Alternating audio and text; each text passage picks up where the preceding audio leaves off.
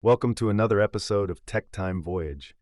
Today, we're diving deep into a fascinating piece of video game history that many may not be familiar with: the revolutionary VoxelSpace engine, first showcased in the 1992 game Comanche. Let's set the stage. Back in 1992, computers were a far cry from what we have today. CPUs were a staggering 1,000 times slower, and the concept of using GPUs for acceleration was still just a dream for most. Can you imagine gaming without the power of modern GPUs? Everything was done on the CPU, leading to simple, filled polygons rendered in just a single color.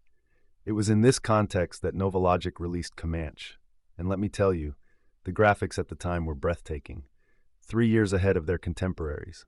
The VoxelSpace engine played a pivotal role here.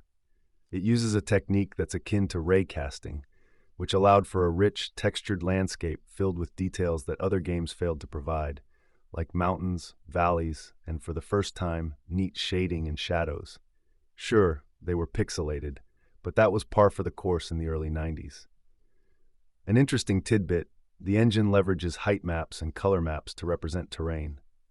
For Comanche, they utilized a 1024 by 1024 1-byte height map combined with a similar color map. That's pretty impressive for the time, but it did come with its limitations, like being unable to represent complex geometries such as buildings or trees. But here's the cool part: because the color map already contained shading and shadows, it saved processing time during rendering. How neat is that? Now let's dig into the technical magic behind it. Imagine a simple algorithm that's almost poetic in its brevity. The VoxelSpace engine rasterizes these height and color maps, drawing vertical lines to create the visual output. This technique, often called the painter's algorithm, ensures that objects closer to the viewer are rendered last, preventing any pesky occlusion issues. So you're not just gaming, you're witnessing an early form of 3D rendering unfold. But what about modern gamer demands?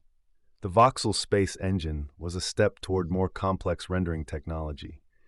By introducing rotation into the viewing angle, players could look in different directions, giving a semblance of movement within the 2D limitations.